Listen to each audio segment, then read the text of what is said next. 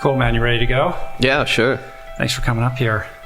Were you followed on your way up here?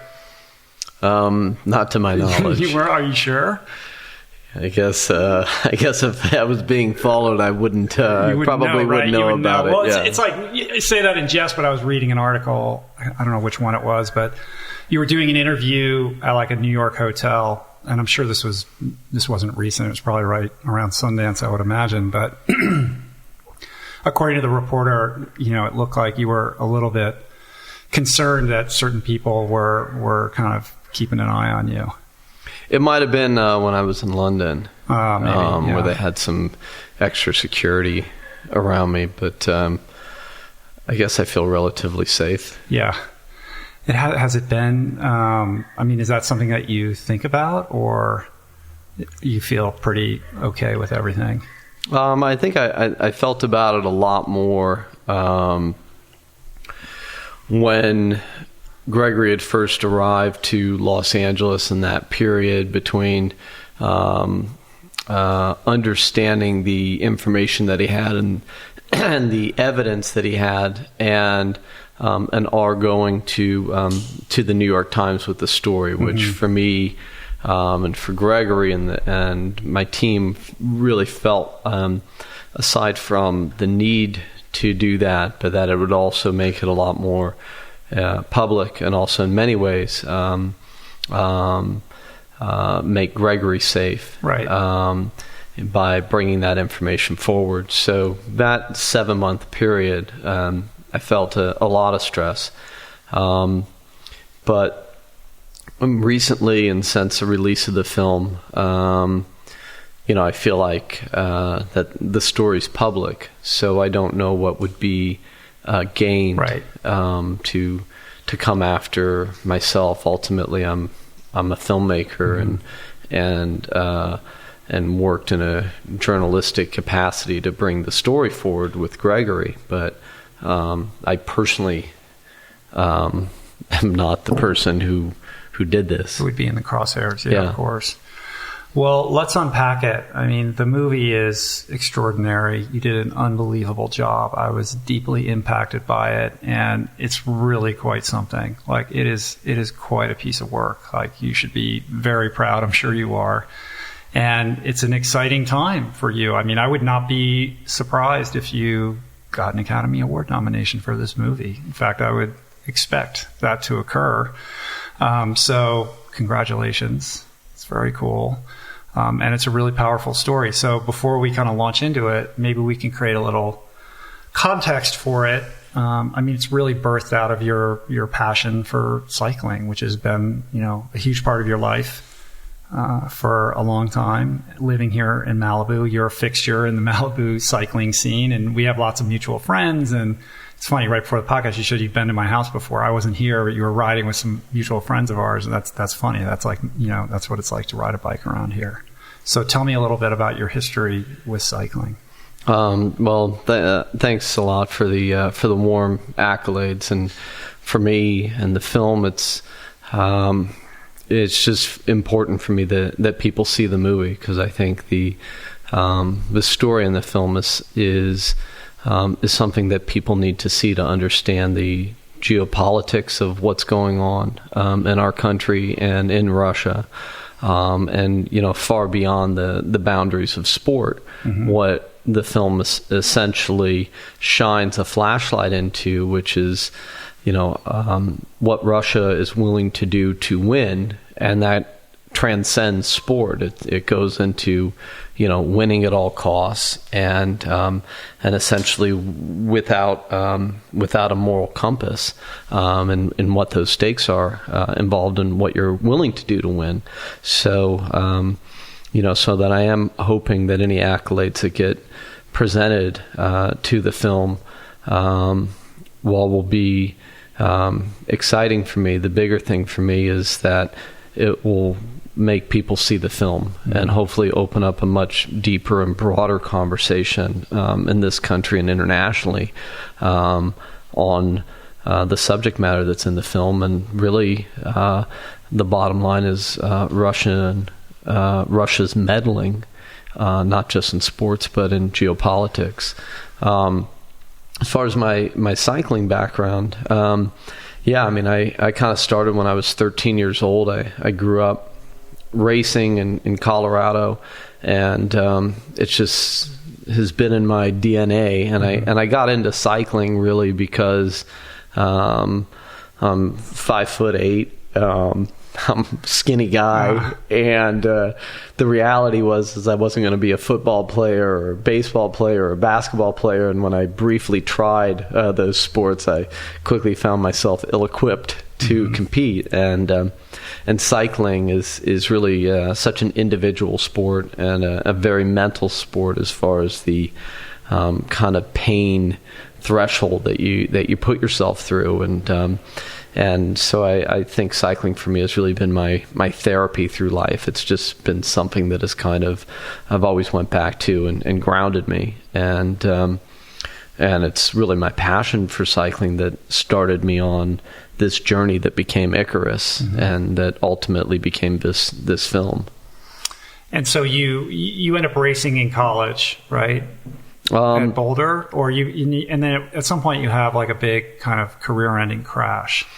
Yeah, I had raced. I started my first races were like 13, 14, 15. They had in Colorado these things called the Red Zinger Mini Classics, and it was literally Jonathan Vaughters and Bobby Julich and all the Hincapie eventually, because he was over at the Olympic Training Center, and I'm trying to remember all the guys who were in those races. Chris Weary, and so it was all those kind of guys of that generation, and I grew up, and I was racing for about 7 years, really seriously. And when I was 19, I was racing Cat 2 and racing junior. It was I was technically no longer a junior, but my racing age was still a junior, so I was racing both. And I go and I do this race called the Tour d'Abitibi up in northern Quebec. And it's this very prestigious junior race. Most of the best guys in the world did it when they were juniors, international field. And I did pretty well there. And the following weekend, I'm staying in Canada to do this race called the Festival International de Hole. And it's pouring rain. And I'm in a break with about 10 guys. And there's about 5K to go. And I'm doing the math, and I'm going, wow, the worst place I'm going to get is 10th. And who knows, perhaps maybe I could get top 3 or something. And the guy two bike lengths in front of me clips a wheel because it's like pouring rain and people's brakes aren't working. So he starts going over the handlebars, and the guy in front of me hits him and is going over his handlebars. And I'm watching this in slow motion, and I eat his wheel in my mouth, literally the wheel goes in your mouth, literally in my mouth. And I was probably going 30 miles an hour or something like that at that time. And the next thing I know, I'm just in the middle of like a bush, and my immediate masochistic thought is to get on the bike and finish the race, which I think all cyclists or endurance athletes can understand. Like somehow, even though you're totally mangled, you're going to finish the race. And there's that rush of adrenaline too that clouds, logic. Yeah, and so I just remember I'm in this bush, and then I quickly realized that one of my I'm stuck in one of my pedals hasn't released, and so I'm like going, wait, did I break my leg? And then I'm thinking that maybe I broke an arm, and then I'm feeling my mouth, and I rub my tongue across my teeth, and basically realize that my teeth are either gone or in pieces and shattered, and I'm in French Quebec, no less. So needless to say, that crash was traumatic enough for me that I came back. That put me out for the rest of the season. I then came back the next year to try to race, and I just found that my mindset, that difference between taking those chances to be competitive, as anybody who's into the sport understands, were no longer there. And so I found myself constantly chasing wheels or opening up gaps that I shouldn't have opened up, or not willing to take the chances on a descent that you need to take. And so I gave racing a break, put down the bike for a few years, and then as I was probably about 23, I picked it up again, and I still ride. Right. Yeah, and once that switch is flicked and you have that fear, like, it's kind of game over to be able to compete at that level, right? Like, if you don't have that balls out instinct to just gun it on the descent, rain or no rain, then it's going to be pretty difficult to be able to be in the mix. Yeah, it really is. And for Icarus, when I came up with this idea that I was going to go do the Haute route in Europe, and I had read about in Velo News, they had this article a couple years ago talking about like the hardest amateur events on the planet, and one of them was like the Cape Epic, and another one was I'm trying to remember. There's another one in Europe, but the one that they rated the hardest is this Haute route, and you can do 7 days, 14 days, or 21 days if you're totally off your rocker. But everybody's basically doing 7 days. And I read about this race, and it's through the French Alps, and it's every climb that I've ever read about: Alpe d'Huez and Mont Ventoux and Galibier and Madeleine, and it's like the 7 hardest days of like the Tour de France if you were to put it all together into 1 week. And I get obsessed with this idea that I'm going to do this race, and part of that is going to be that I'm going to dope. But the interesting thing about that is that in the back of my mind there was always that fear of, what am I doing? Because to me, taking the drugs or performance enhancing drugs, whatever the hormones, I wasn't scared about. I was scared about flying off my bike going 70 miles an hour. And that was, I think, the biggest variable in coming back to kind of just do these 2 races. In a competitive context. Yeah, where I was like, I'm really just... what am I doing? I'm too old to have an injury like this. And, I get it. Well, you do. I mean, the first time you do Haute route was that 2009? No, that was 2014. 2014. Okay. And then you got like 14th, right? So you did well. Like how many guys are in it? There's 440 guys that year. So you're like, you're right in there. And then you have this idea. I don't want to talk about the genesis of the idea that you're going to go back the following year, but you're going to compete after undergoing like a full protocol of performance enhancing drugs, and you're going to document all of this in a film. So what was the catalyst for that idea? Well, that catalyst, and which was a whole reason in the beginning, as I set off to make Icarus, and I'd actually named the film Icarus before I ever even picked up the camera, and the reason why is because I was looking at Lance Armstrong's journey, and I likened him to Icarus, essentially this guy who just kept flying too close to the sun and too close to the sun and too close to the sun, and he finally just essentially got his wings burnt and plummeted to the earth. And the concept for me was, I was looking at that story and going, in the popular media, if you talk to anybody, they all believe that Armstrong had been caught. But he actually hadn't been caught. It was like getting Al Capone on tax evasion. And behind the "he's been caught" was actually a program in anti-doping that really hadn't worked. And so I'm going, wait, it's the beginning of 2013, and here he is confessing on Oprah. But as he's confessing, he still to this day has passed 500 tests. Right, he never failed a test. Never failed a test. Now, scientists can go back now and they can go, well, you see this anomaly in his blood passport, and here he would be suspicious for erythropoietin use or whatever they want to look at. But the bottom line is that he had not failed a test. So I'm going, forget about Armstrong. What does this mean for the world of sport? That if the most tested athlete on planet Earth isn't being caught by the science that's in place to catch him.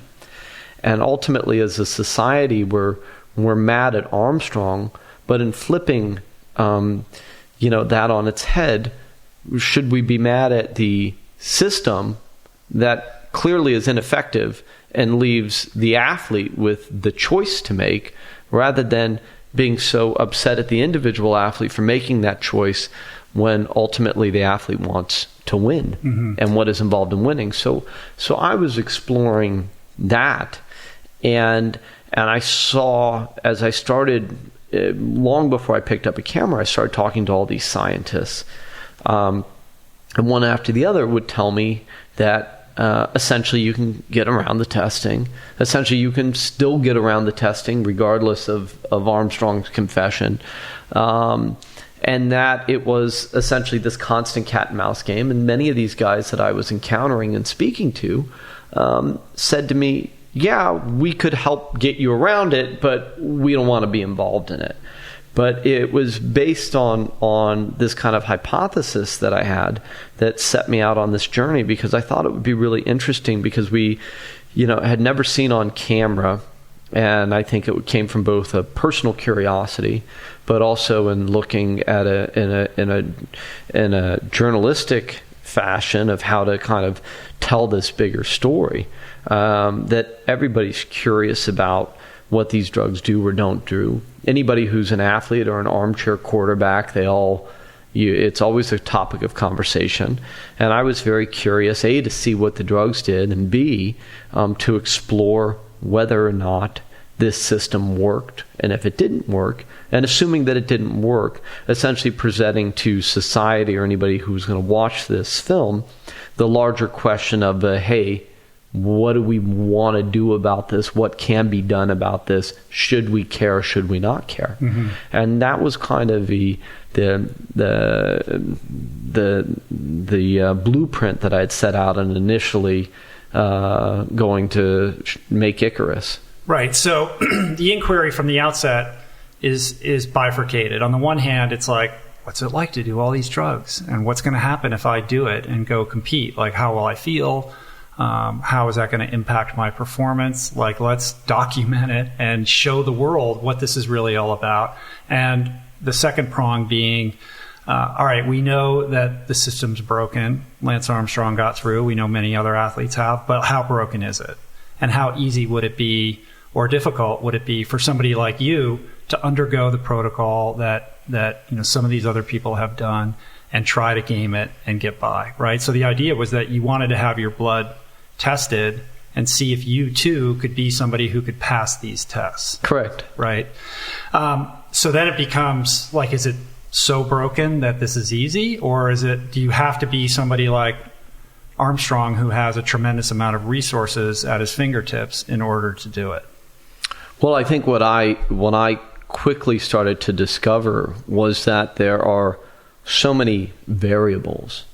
So it's not one versus the other, which is ultimately what leads me to Gregory Rodchenkov, who's running at the time is running the Russian Moscow anti-doping laboratory, which is really the anti-doping laboratory, disguised as the anti-doping laboratory. And what I found was that, any kind of chink in the armor, one thing out of place, could essentially disrupt the whole system.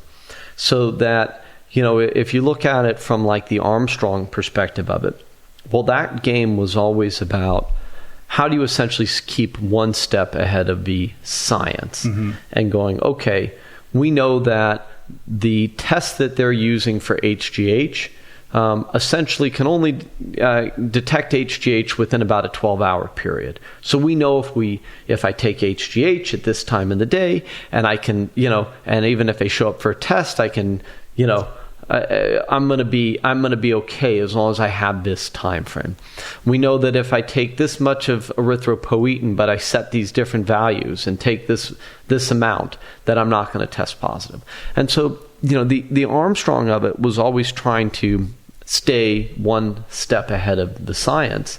And in his case, he had a lot of advisors, as did, his team, as did other writers of that generation. I mean, I think the amazing thing that when they catch him, we learn that Leipheimer and Hincapie and all of his other teammates had been doing the exact same thing as that he had been doing his entire career. And these guys had never been caught. So that is the one side of it. And then there's the chinks in the armor, and that's the Rodchenkovs of it, the Gregory Rodchenkovs of it. Meaning, if you've got somebody within the lab who's altering your samples, or who's working for the Russian ministry, or you don't have to be one step ahead of the science. You don't even need to worry about the science. You're controlling the science. Because you're controlling, exactly. Yeah. And you kind of launch into this, on this mission to explore these two prongs, and there's a certain levity to it. Like, I wouldn't go so far. Like, it's sort of been compared to Morgan Spurlock and Super Size Me. Like, it's not like a comedy in that regard. Like, I feel like you approached it with a little more seriousness than maybe someone like Morgan would have. But that was really the exploration and the focus. And then you meet Gregory Rodchenkov, and we're going to get into who he is and the impact that he had on this story. And the whole documentary shifts focus away from that narrative and into what really becomes like a John le Carré novel, like this crazy spy novel, born supremacy type situation with gigantic geopolitical implications and this firestorm, this maelstrom of a scandal that suddenly you find yourself in the center of. I mean, as a documentary filmmaker, in certain respects, like looking at it completely objectively, like that's a gift. And it's also, that's what makes documentaries great, when you go on this journey and you're open to whatever's going to happen and these magical things sort of occur, and then you can follow that story and it becomes something else altogether. Yeah, I mean, it's certainly, the film, once we got into the creative filmmaking process of it, after, shooting hundreds and hundreds and hundreds of hours of footage, and aside from what the story was, it became, on a filmmaking level with my team, of how to shape and craft the narrative into a thriller, and to make you feel that you were simply in a narrative thriller that happens to all be true, and so it is a documentary. And that came from what I was truly experiencing during that time on a daily basis, an emotional level. And so as we went back to kind of shape the film, I was looking at Paul Greengrass movies and Doug Liman films. Yeah, it has that handheld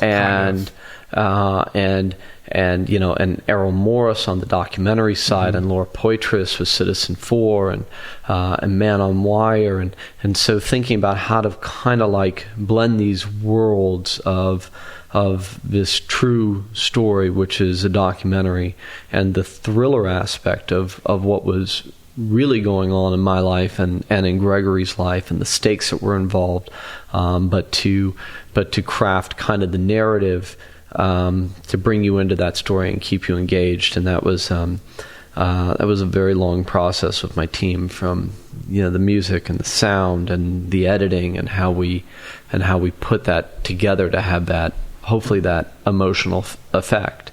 And it changed from Sundance to the release on Netflix, right? Quite a bit. Edited after that.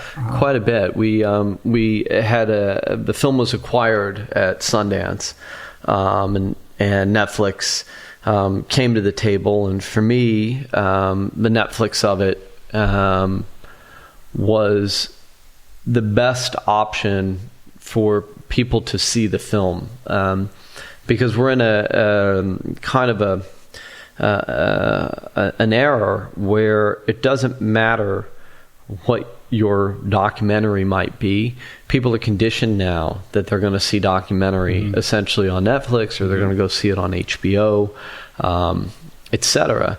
where the days of literally going to a movie theater when your option is do I go see whatever it is, the new Star Wars, and that's going to be my $100 evening at the movie theaters, or am I going to go see a documentary? The majority of the population is going to go choose to see Star Wars.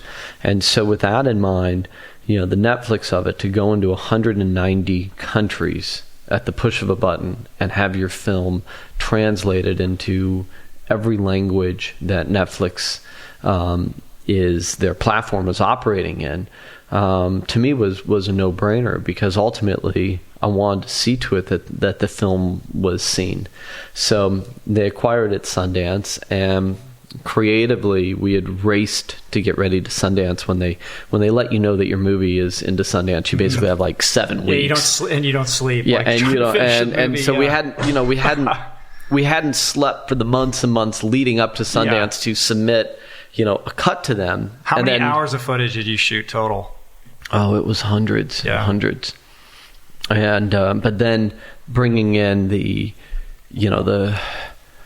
thousands of archival clips and how to basically craft the narrative around the footage that we shot, but then the archival plus bringing in CGI and motion graphics and recreating that lab, etc. But so Netflix acquires and sit down with them and just say, hey, look, we think this film can be better. These are the things that I want to keep working on.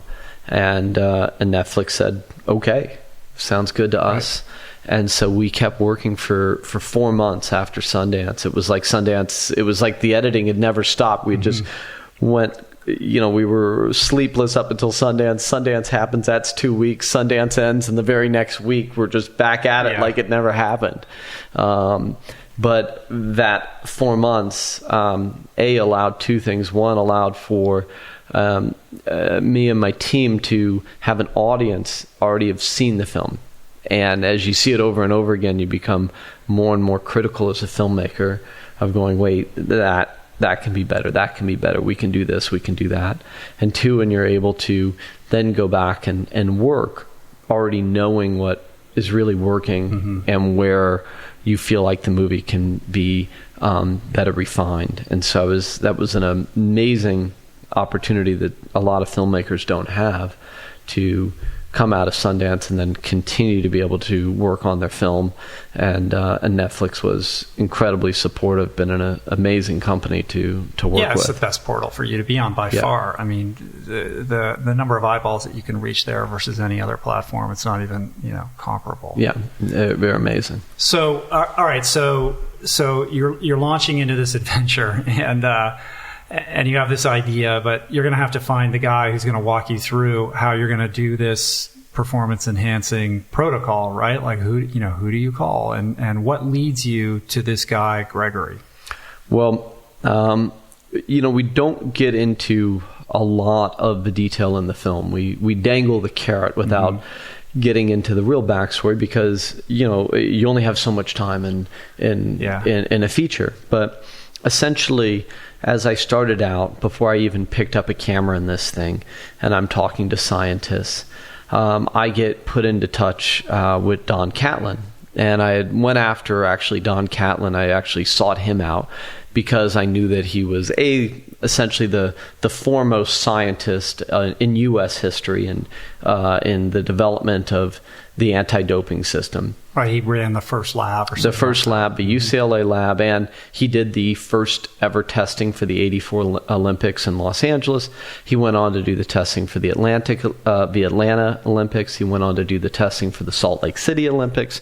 So this guy is widely considered one of the most knowledgeable and foremost scientists in the world on anti-doping and also laboratory operations.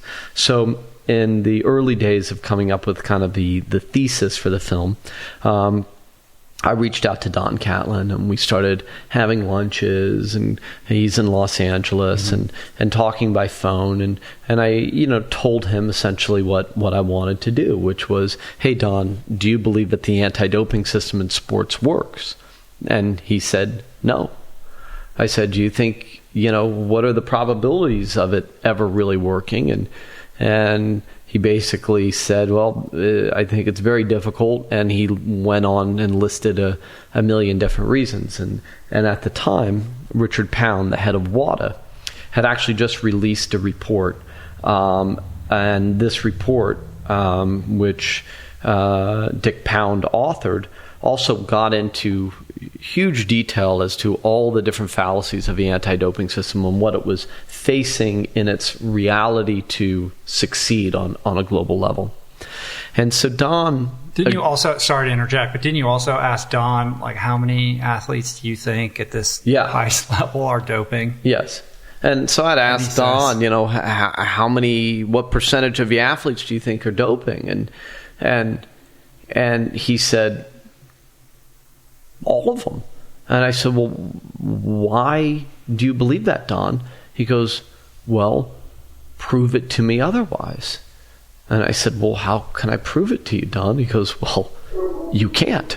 Right. So he was looking at it from a perspective of not that everybody is taking performance-enhancing drugs, not that everybody is cheating. But anyone who's adequately motivated to circumvent the checks and balances can do so. Exactly. But he was looking at it in his personal experience and going, hey, I tested Armstrong 50 times. I never got him.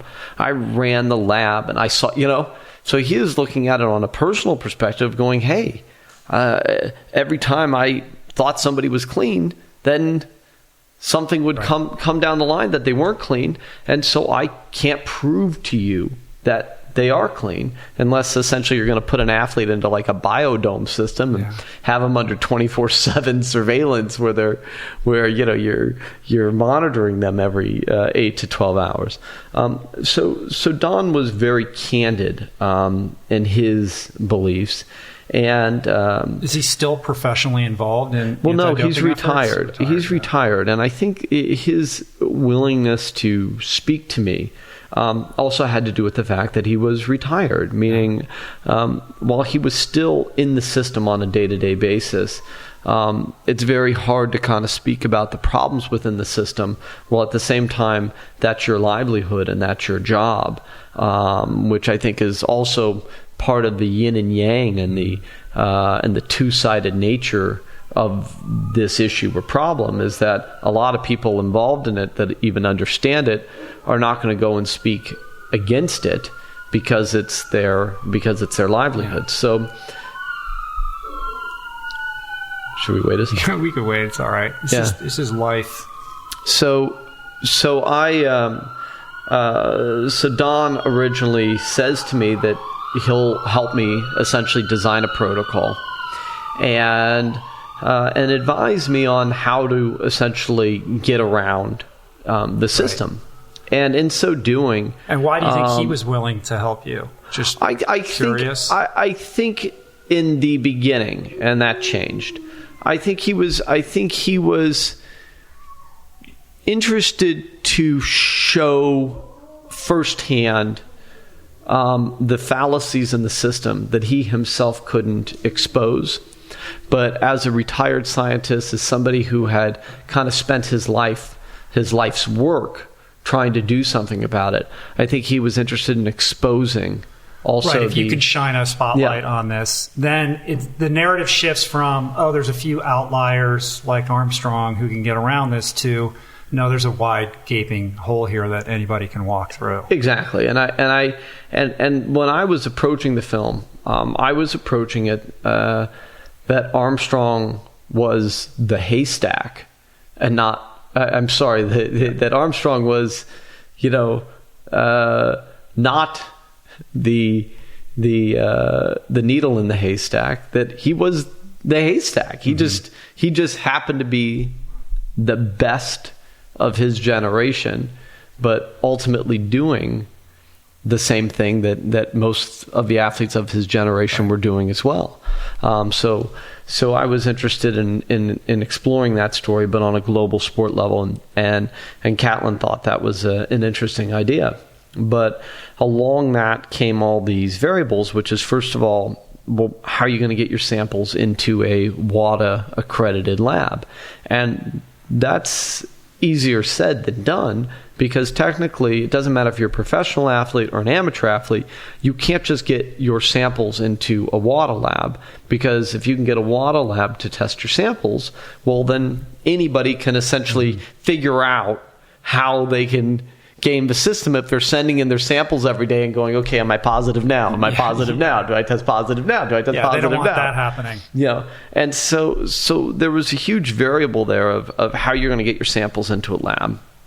And as Don got further into kind of the labs, sorry to interrupt you, all labs are registered with WADA, so there's you just can't do it. Like, there's no lab that you can go to. That's right. Well, I guess there was a lab you could go to. You had to go to Russia to find it, but that lab does exist. But so Don says, look, I ultimately can't help you. I don't want to be advising you. I can't prescribe you what you need, and I don't want the liability of that if something were to go wrong or you were to get injured or hurt or have a heart attack, whatever that is. And third of all, I can't get your samples into a WADA lab. Mm-hmm. But there's a scientist who I know that I think might find this interesting. Yeah, I got the guy. And he connects me to Dr. Gregory Rodchenkov.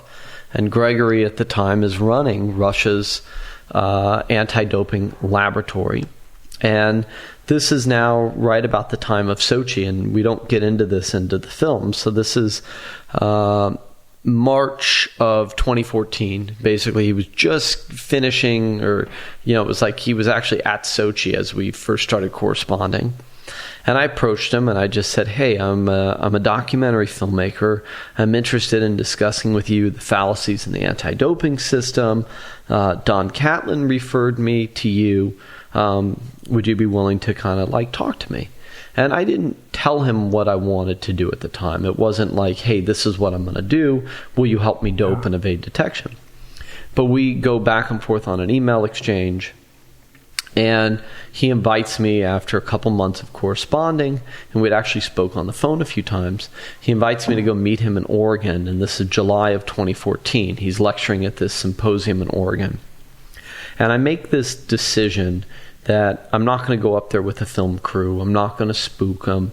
I just want to go up there and meet him, because I don't know at the time, is this the right guy? Is he going to help me? What am I really getting into, other than this is a Russian scientist who just did all the testing for Sochi. He's clearly a man of interest and could clearly advise if he wanted to. So I go up there and meet him. We spend a couple days together, and we end up drinking, even though I'm training, but it's just what you do when you're around a Russian scientist. And I ask Gregory, I say, do you believe that an Olympic medal, a medal in the Olympics, can be won without performance-enhancing drugs? And he looks at me and he goes, I should believe, I try to believe, but I do not believe that an Olympic medal can be won without performance-enhancing drugs. Across the board, any sport. And then he pauses and he goes, I don't know, maybe I'm a bad man. And what do you make of that? And literally it was, okay, what do I make of this? And he agrees to help me on this journey after this conversation. I tell him what I want to do, and he says, I like challenges. This sounds interesting. And you told him you were making a film. Yeah. And which, of course, was kind of surprising in the, wow, this guy should not be doing this. This is against his job. This is against WADA code, the World Anti-Doping Agency code.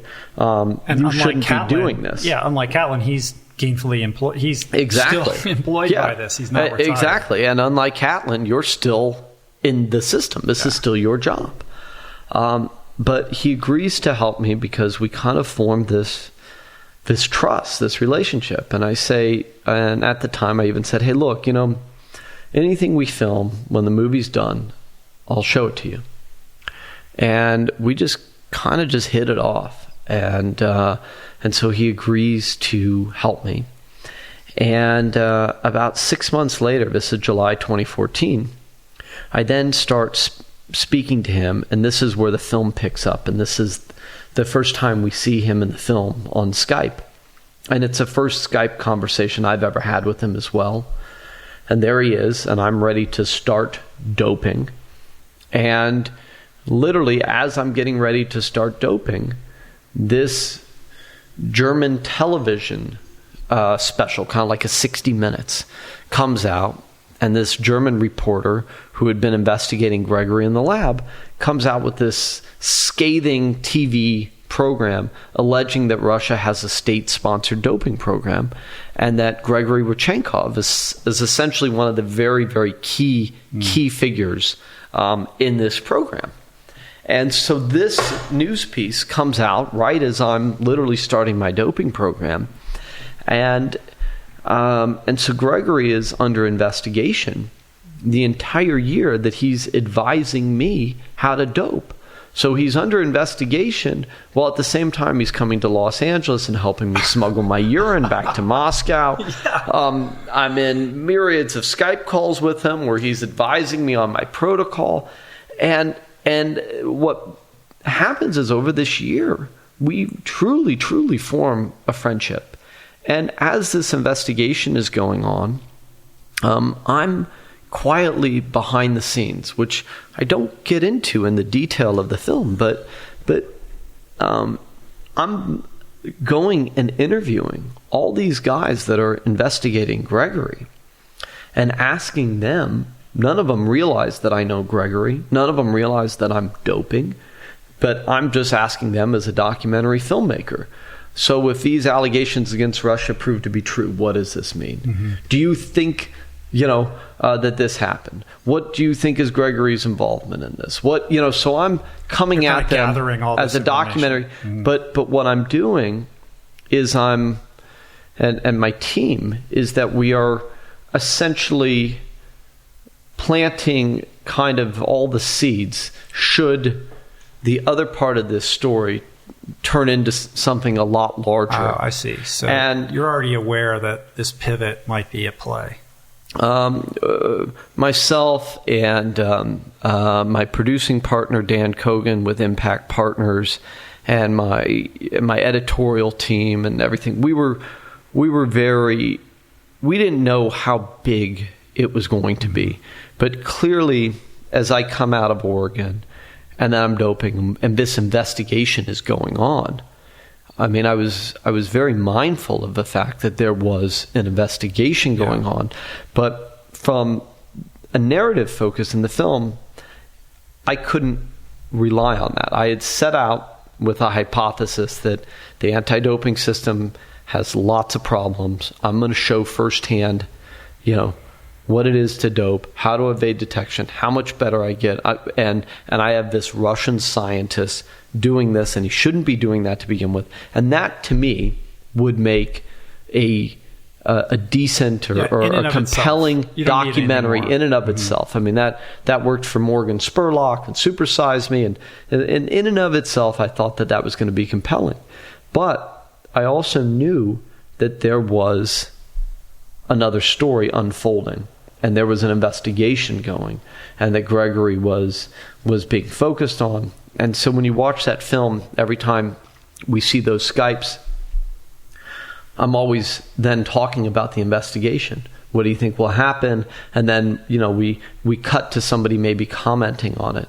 So we were very aware that there could be a much bigger story there, but I wasn't going to put all my eggs into that basket. So during that time, I was essentially continuing to make the movie that I was setting out to make, that my producing team and my investors had come in based on that hypothesis, while at the same time I'm investigating and making sure that I'm prepared should this other thing develop with Gregory that turns out to be, as it turned out to be, 100 times bigger than I think any of us could have imagined at the time. The fact that he was under investigation and this 60 Minutes type show airs right at essentially the outset of your involvement with him in terms of him helping you figure out how to dope makes it all the more amazing that he would agree to do this. And I know, you've thought a lot about this, and it's not sort of expressly addressed in the movie, but looking back, like, why do you think that he jumped on board to do this with you? Because in the movie, the guy's like a gift for a filmmaker. He's got charisma, he's funny, he's gleeful, like there's an enthusiasm, and the bond between you guys is really palpable, and I think that really anchors the emotional core of the story, which is great for you as a filmmaker, but it still begs the question, like, why is he doing this? Well, he had a bigger story to tell, and I think as our trust developed, he knew that unlike like this German reporter that had essentially broke the first piece of the story, that we had a friendship and that I was not going to stab him in the back. I wasn't out there to exploit a story.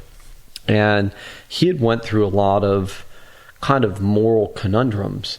First of all, I think we have to look at how the sports system in Russia works, which is unlike the U.S. or most Western European countries where sport is kind of privatized.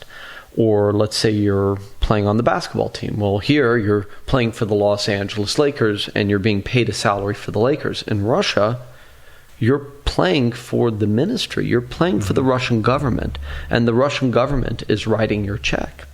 And essentially every single professional athlete in Russia, like it was during communism and as it is today, are essentially government employees. You're essentially an athlete for the Russian government. And Gregory was an employee of the government, and he came up in that system that is essentially the Russian government is in charge of sports, and the sports ministry, is a part of the Russian government. So, he had grown up in this system, but this is how it was done. And I think that as the years went by and the asks got bigger and bigger, he saw himself as a disposable cog in that wheel. And his career, which we don't get into in the film in detail, is there were many times where he was forced to sacrifice an athlete, essentially, where the athlete would be reported positive because, if nobody tested positive, well, that looks like Russia's up to something. Right. It doesn't. Yeah, it's not kosher. Right. So they're going to have to throw somebody under the bus every once in a while. So that's a huge part of that whole program. So he's dealing with this ethical conundrum that he's constantly having to throw athletes under the bus that believe that he's protecting them, that trusted him too, and that are under the belief that they're going to undergo these protocols and they're going to be taken care of. That's right. And there's that going on. The development of the bottle swapping system, I think he came out of Sochi, and his willingness to start working with me was that he had believed that this system had reached its logical conclusion. And maybe explain the system a little bit about what happened in Sochi so people understand who haven't seen the movie. Prior to Sochi, the Sochi Olympics, the game for him and the rest of the anti-doping world, I guess you could call it, was always the cat and mouse game of the science. So in Gregory's case, he's a scientist and a brilliant scientist, and he's developing tests to catch dopers, cheaters in sport. Well, at the same time, he's developing the anti-venom to his own tests so that the Russian athletes are getting away while other athletes around the world are being caught through the methodology that he created. And that's, full, which we get into the film of Orwell and doublethink of essentially, being both sides of the same coin. Right. But the anti-doping establishment in Russia is a doping establishment. Exactly. And it's only a front for a doping operation to pretend to be an anti-doping operation. Now that to him was the world that he knew and what was always that world. But what began to happen, it was no longer about the science. It was just purely about fraud. And what Russia had figured out how to do was how to break into the urine collection bottles that are the benchmark, hallmark, whatever you want to call it, of the anti-doping system, meaning the athletes give a urine sample, they divide their sample between these two collection bottles, an A bottle, B bottle. It's this glass bottle, and they have this top on it. And this top is kind of like Fort Knox. You cannot get into it. You can only break the top for the testing, and the B sample stays in storage for the next 10 years should they ever need to go back and retest it. So Russia, with the help of the KGB, the FSB, figures out how to break into these collection bottles.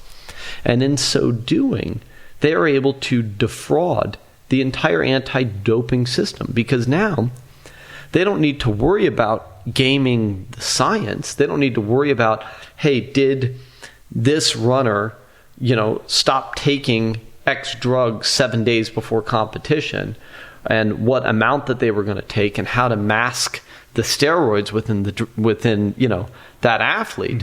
Now it was, hey, you can take anything you want, and we're going to just swap out your dirty urine and put in clean urine in its place. So the links that they went to the machinations behind how they actually executed on that plan at Sochi, as demonstrated by this incredible motion graphic that you guys created, is unbelievable. That truly is out of a spy novel. And it is. It's like an Ocean 11 heist. And they had figured out, even in the construction of building this laboratory in Sochi, how they were going to game the system. And so this was no longer about science or the doping or the anti-doping.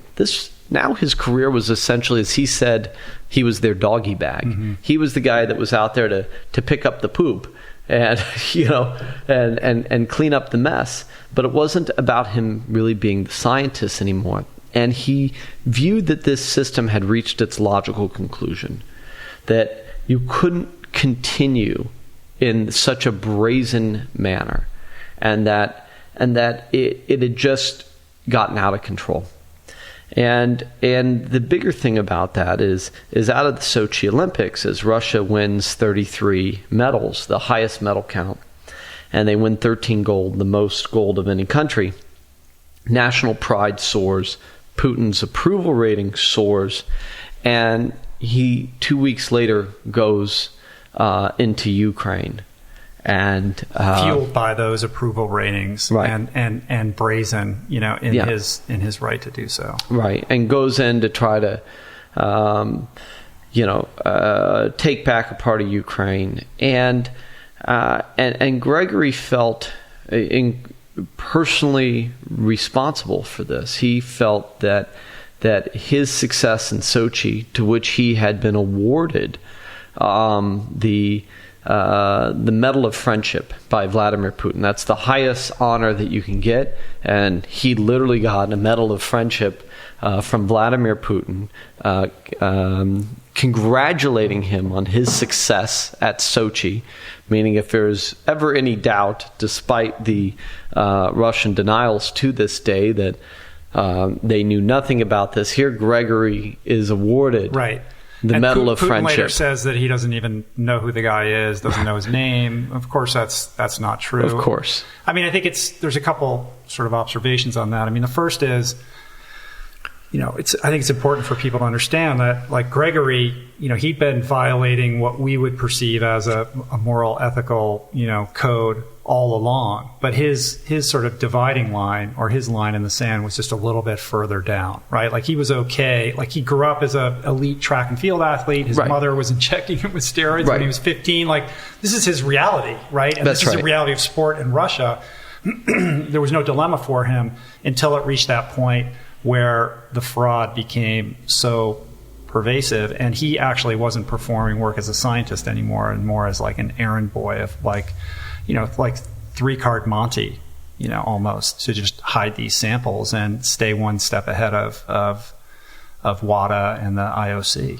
That's right. And I think the amazing thing is, regardless of the conversation that might want to be had on Gregory, in the sense of, well, he perpetrated this fraud, he's complicit, etc. You have to look at the extraordinary risks that he ultimately took to bring this story public. Had he stayed in Russia, there is no doubt that he would not be alive today, as witnessed by the 2 other guys that perished with this information. One of which was in conversations with David Walsh. That's correct. On the eve of having a quote-unquote heart attack, right? That's right. Mm-hmm. That was Nikita Kamiya, who was running RUSADA, the Russian anti-doping agency, and he was involved in the conspiracy. And when this report comes out that Gregory flees Moscow and essentially escapes to Los Angeles, Nikita decides that he's going to tell his side of the story and what happened to David Walsh, because all these guys have been forced to resign. They've been pushed under the bus. They're already being labeled as the bad guys by the ministry, even though they were essentially the employees and following orders. So Nikita decides that he's going to do that, and makes a plan to meet up with David Walsh. And for people that are listening, he's the journalist who basically chased Lance around forever. Yes, he's the guy who wrote, L.A. He wrote multiple books on basically trying to expose Armstrong, and he's the journalist, the Sunday Times journalist who the Stephen Frears film, The Program, is ultimately about, basically his hunt for Armstrong and how he essentially gets Armstrong. Anyway, so Nikita had been speaking to David Walsh, and before they were able to meet, he dies at age 52 of a heart attack. And in Gregory's mind, this was not a heart attack at all, that this was a purposeful death. This was essentially a murder. The stakes were very high, but Gregory's decision ultimately to come out and be a whistleblower, and the extent that he went to do that, I think are pretty extraordinary. Mm-hmm. Because he could have come to Los Angeles and kept his mouth shut, or he could have just said a little bit, or he had multiple options. But the thing is, he could have disappeared on you. Or he could have disappeared, right? Yeah. He could have came here, got here, and vanished. But the fact is that he wanted to tell his story, and he wanted to blow the whistle. He wanted to bring this evidence forward, and I became the guy that he entrusted to help do that. And myself and the team essentially brought on Russian translators, people that could help us archive all the evidence, people that could help us create spreadsheets and documents, because everything was in Russian, and get this to a place that we could bring this story forward. And at the time that the story breaks and we bring it to the New York Times, which is in May of 2015, I couldn't have imagined the current political climate. I couldn't imagine that, the current U.S. administration, that there would be charges of Russian meddling and interference in our election, all these kind of political events that have transpired in the last year, that as I was deep into editorial on the film, and with this story that shows what Russia is willing to do on a global level, and how intertwined all of these things are. I mean, when you understand the context around Putin going into the Ukraine, the idea that Olympic medals are just sport gets thrown out the window, and you understand the geopolitical implications of what it means to, as a country, to be successful at the Olympics, and how that can embolden and empower a leader of that kind, of that stature as Putin. And where does it go from there? And I want to get into, the election meddling and all of that. We're jumping all over the timeline now. I want to get into, I think should we go back and just talk about what the doping protocol was like and what happened through that? Sure. Yeah. In regards to Russia? Or just I want to sort of track your experience on this doping protocol, and then like what happened to you personally, and then get back into like Gregory and the larger story. Well, I had been on a protocol for about 9 months leading up to this haute route, and Gregory was advising me what to take and when to take it and how much. He came to Los Angeles. He smuggles back all my frozen urine, basically, so he can test in his laboratory my washout period, essentially. At what point will I be clean? How much can I take? What exactly can I take, can I not take to avoid detection? And I go and I do this second race. In the film, I don't get into the specifics because I technically don't do as well. Mm-hmm. But there were a lot of variables. I had a crash. I had a flat tire. My electronic shifting broke on a day, and I lost an hour.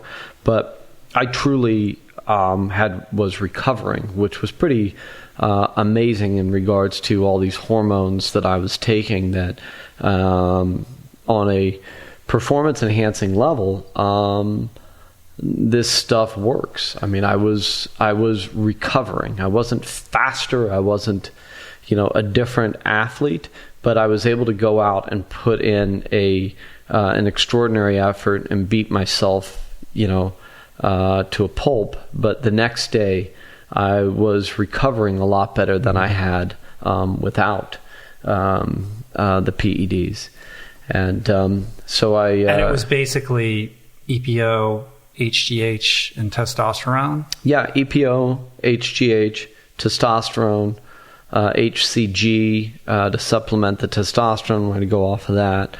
Thyroid to increase my metabolism. DHEA, all sorts of different vitamin injections, folic acid, B12, combination of different vitamins that I were doing. I'm trying to think what else I took. That was... And that went on for how long? For about 9 months. 9 months. 9 months. And, we'd off and on, and then we'd taper and figure out kind of how to do that. And I was getting my blood tested to build a biological passport for myself. And so it was kind of trying to do everything that I could to create kind of what this would be like had I been being tested by WADA. And Gregory is basically saying, I'm going to figure out the testing. We're going to get these vials of blood back to my lab in Russia, and that's where we're going to do the testing. Yes. We're going to get my urine back to Russia, and then I'm going to bring him all my urine from the second race, the Haute Route 2, which I did bring to him in Russia after the second race, and he was then going to test to see if in fact I was clean or not, if I was positive or not. And in everything that he was building before he basically is forced to resign from the lab and this whole investigation breaks, it was looking like I would have feasibly evaded positive detection. Mm-hmm. And your experience of being on the protocol, was that was it what you expected, or was it different than what you expected? Like, clearly it works, but it didn't make you feel like Superman when you were out training, and it didn't work. It wasn't like a magic bullet in this Haute Route race. You had all these other challenges. I think setting aside the mechanicals and all of that, though, there were like I think you said your last day, you were just crushing it. You were able to like just feel great every single day. Had the race gone on another week or two, maybe you should have done the 21 day for that. Yeah, I mean, it's funny because as I finished that race the second time, and in the first year that I had done it, I was blown apart. I mean, I couldn't walk for a couple weeks after that race. I mean, I had developed some pretty severe Achilles tendonitis. I'd had hip dysplasia. I was just blown apart going into that race in 7 days. And even though I had been training, before that, it's not, nobody's walking into that thing unless you've put in a lot of time on the bike. And but physically, I was blown apart. And the second year, by the time the last day comes around, I actually finish with the leaders. Like I'm in like the group, the guy who wins and one other guy's a few minutes ahead. But then I'm just right in the chase group on the last day, and it was. And I came out of that going, wow, if there was a day 8, a day 9, a day 10, I was starting to make up a lot of this time that I lost. I certainly would have never won the race, but I think I probably would have ended up, had nothing happened, I probably would have been 10th, and had the race continued for another week, who knows, maybe I would have jumped up to like 8th or something like that. And knowing what you know now, having immersed yourself in this world, do you think any of the other guys that you were racing against were doping? I mean, this is an amateur race. In that race, yes, absolutely. Yeah. Absolutely. Because they're amateur and because the system was not well monitored there. And the strange thing about sport is I think so much of it is just for the personal glory. It's hard to understand, but, as amateur athletes at that level are incredibly competitive and very serious, and especially anybody who's going over to Europe to go do a 7-day race through the French Alps and leave their families and go train hundreds of hours on their bike, I think is a lot the same mentality of guys who will want to win at all costs. It is weird though. Like, it's not your profession. You're not making, it's just, I can't fathom doing that. And yet I'm not naive. And I know that there are a lot of people who are doing that. And wasn't there one guy who holds all kinds of Strava records all over the Alps and the Pyrenees? So the guy who had, who actually won the Haute Route, and I think he's won it 5 years in a row or something. His name's Peter Pooley. Nice guy. And if you look on Strava, I don't know with the e-bikes and stuff what may or may have not changed, but this guy essentially holds the KOM up every single major climb in the Alps, the Pyrenees, the Dolomites. And if you scratch into his background, he's French. He was in a couple Tour de France's, got caught for doping. And instead of serving his sentence, he retires and becomes a cycling ambassador for Thailand, and lives in Thailand and is like sponsored by Singa Beer and by the government of Thailand to be their cycling ambassador. And this guy has been killing the Haute Route. And these are all the climbs that are on all the Grand Tours. Oh yeah, like great rider. This guy's got times up these climbs to rival Froome and whoever. Close to it, yeah. He's of that caliber.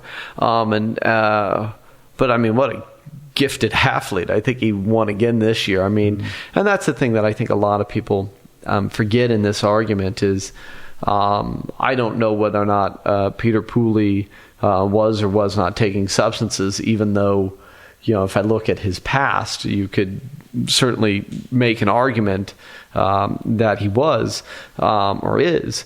But on the other hand, it certainly doesn't negate that this guy is an extraordinary athlete. All the drugs in the world were still not going to make me Peter Pooley. And having experienced that firsthand, having gone through the protocol, like does it change how you look at someone like Lance Armstrong and the 7 tours? I think. Look, first of all, I think that that cheating is wrong if you're going in and subscribing to a set of rules.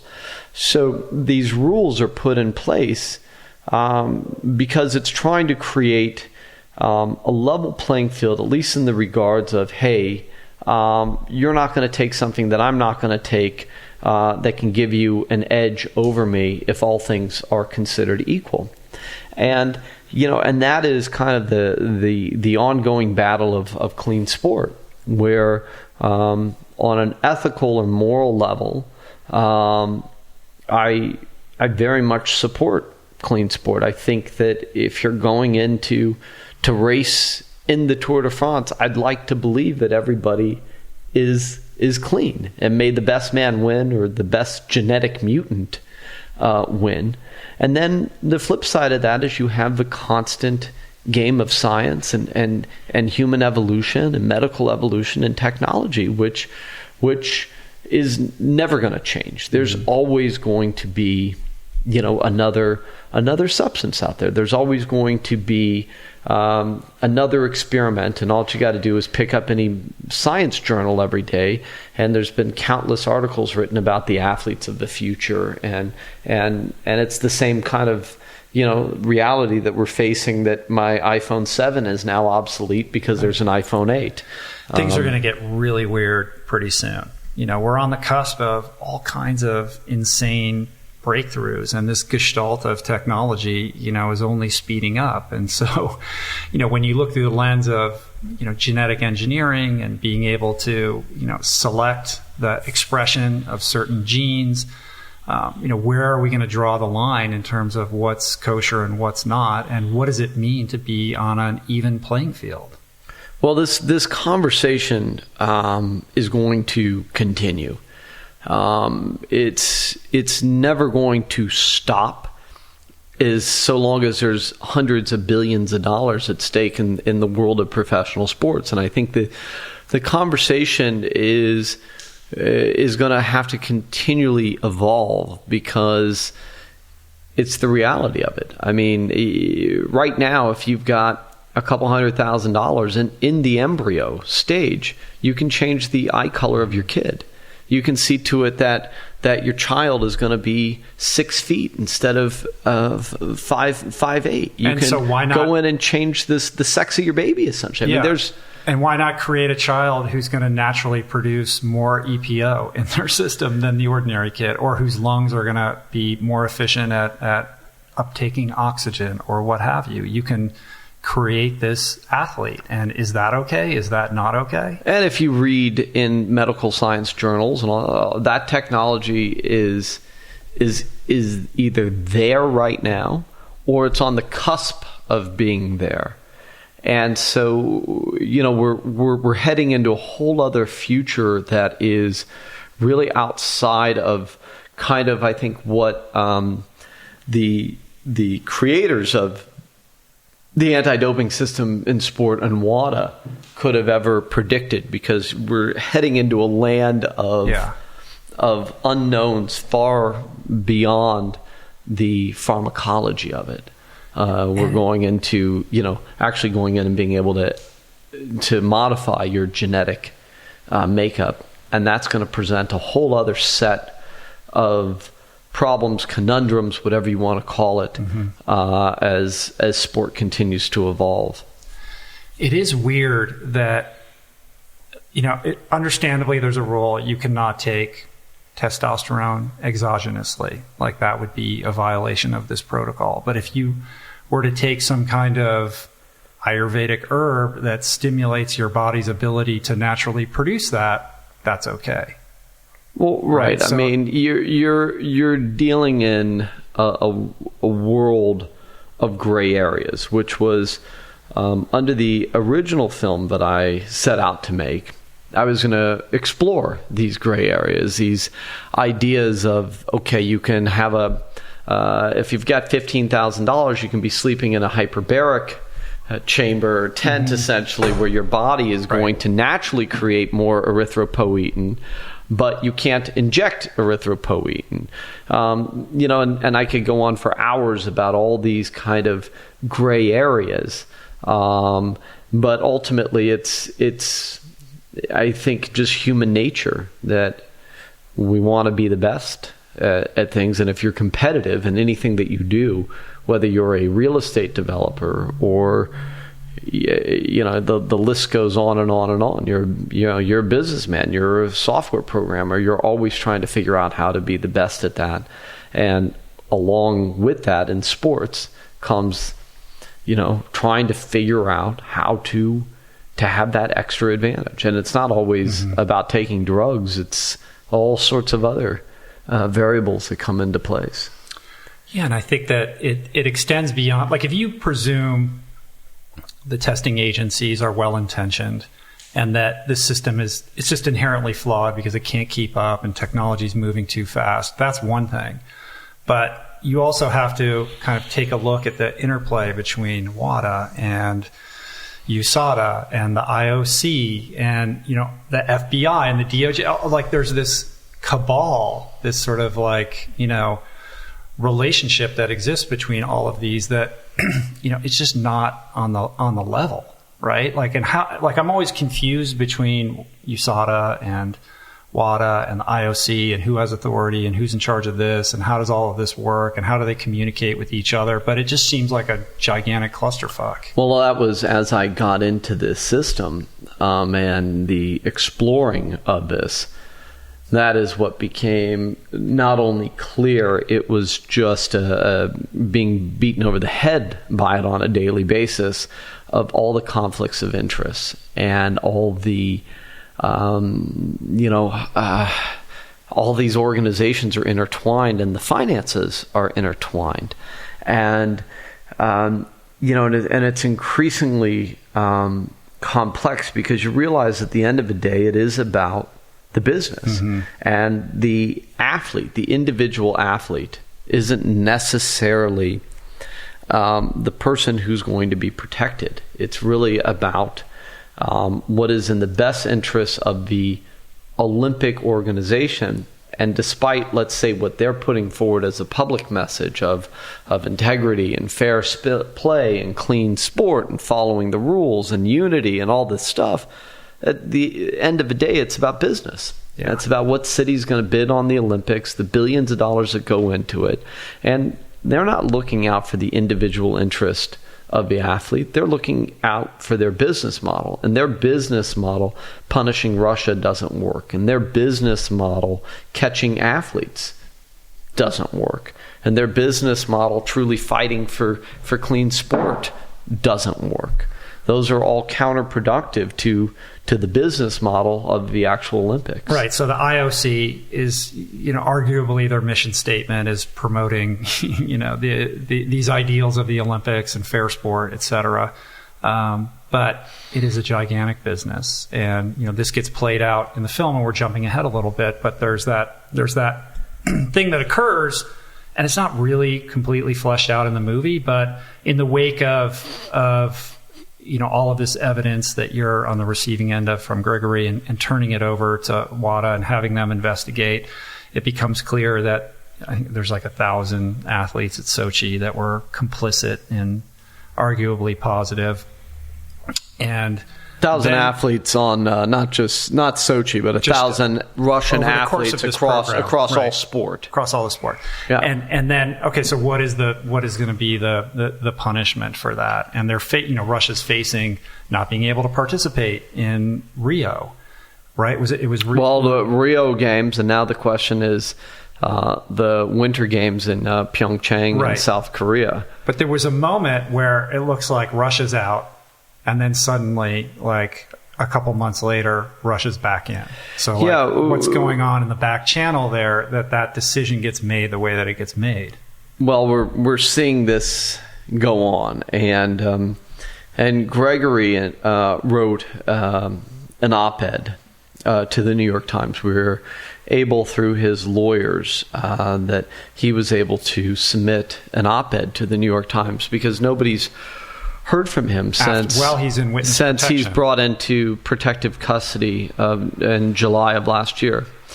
And Gregory wrote the op-ed because essentially all the work that he did to bring this evidence forward and this evidence was all proven beyond a reasonable doubt. This was forensically proven by Richard McLaren, is essentially being disputed by the Olympic Committee itself, which just wants to sweep this under the carpet. WADA, the World Anti-Doping Agency, is literally questioning the veracity of the findings of the man that they put in charge to lead the investigation, who works with Interpol, who works with all these outside agencies, who proves everything forensically, scientifically, et cetera, but they're trying to poke holes in his report. And you have the Russian ministry, no matter how much evidence has been presented, still completely denying not only that any of this happened, denying the existence of a state-sponsored doping program, denying, what is thousands of documents of evidence that Gregory put forward.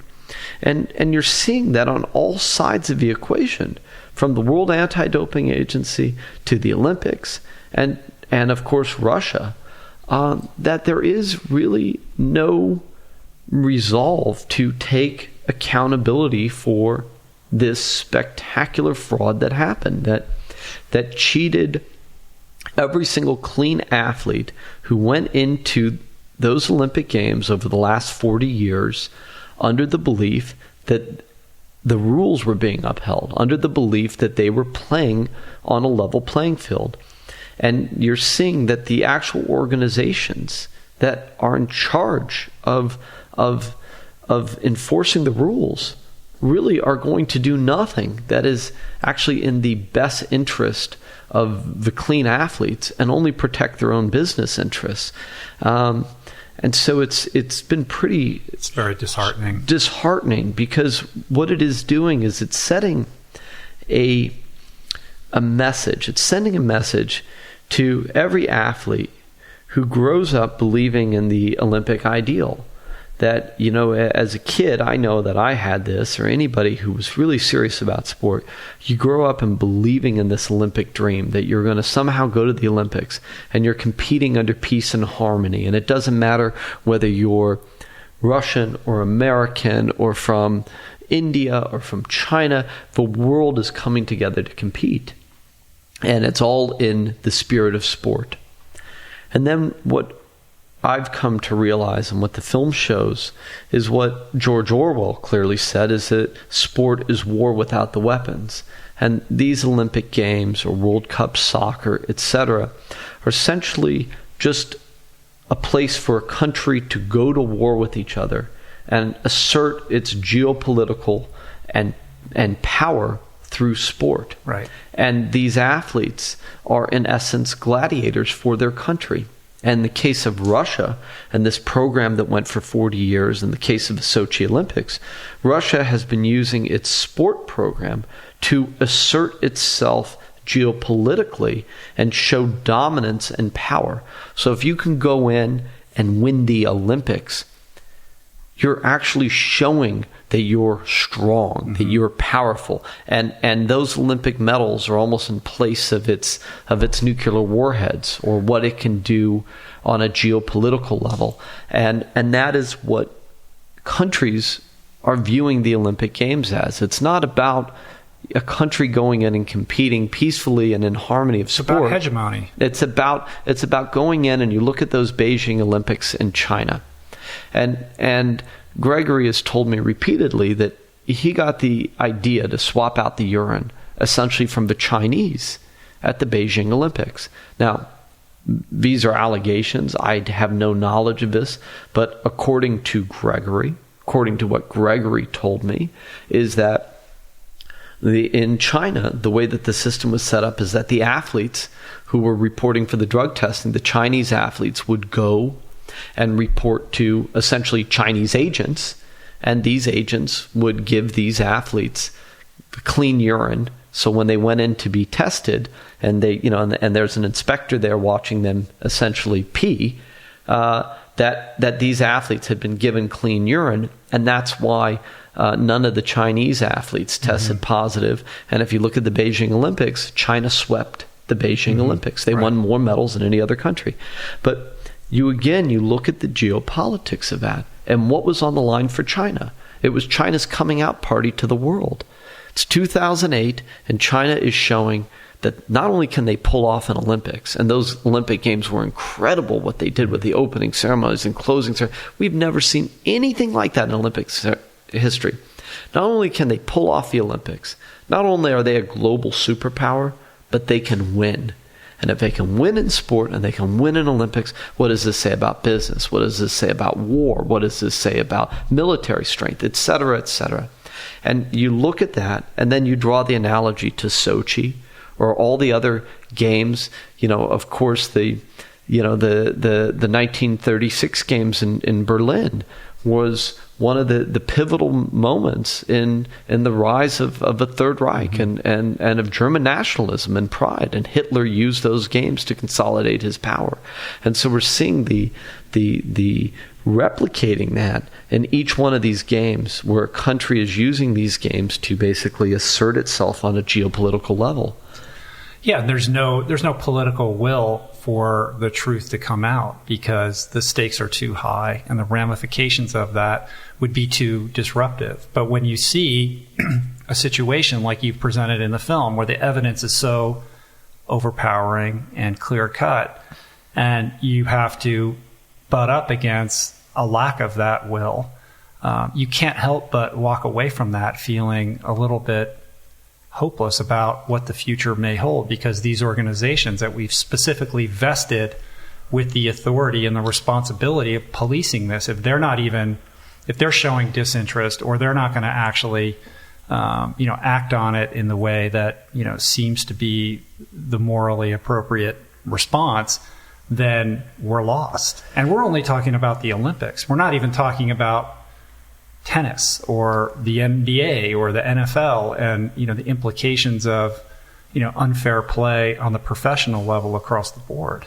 Well, I think that, to me, the bigger takeaway is sport is sport, and sport is always going to be a game in the sense that it is sport. I mean, so long as you're paying NBA players $40 million a year to shoot a basket with the bat, and so long as you're playing, NFL athletes, whatever, $25-30 million a year to play football, there is always going to be the pressures to win.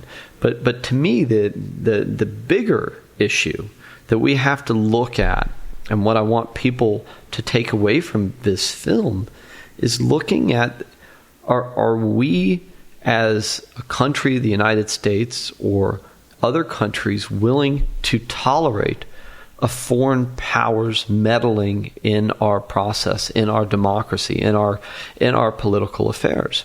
And what you see in Icarus, in this film, beyond a reasonable doubt, is a country meddling into the global affairs of the Olympics and sport to cheat and to collude and to create a fraud, and B, the analogy can clearly be drawn into our current U.S. political climate and the meddling into our election of, okay, if a country like Russia was willing to do this to win medals, what else are they willing to do? How far are they willing to go?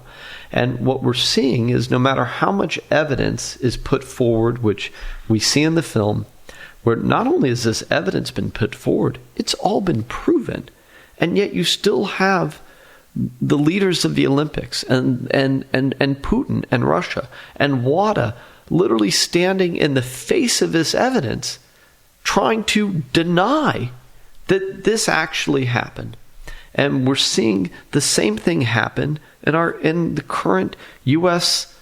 Political situation, where no matter how much evidence is being put forward about election tampering and meddling, we're still getting naysayers. We're still getting people going, this didn't happen. And I think we have to, as a country and a world, go, wait, what are we willing to tolerate? Meaning, if we're willing to tolerate this in sport, well, I guess we're willing to tolerate this in terms of our own election, in terms of our own political process. We're willing to allow a foreign power to come in and meddle in our affairs and have that meddling go unpunished.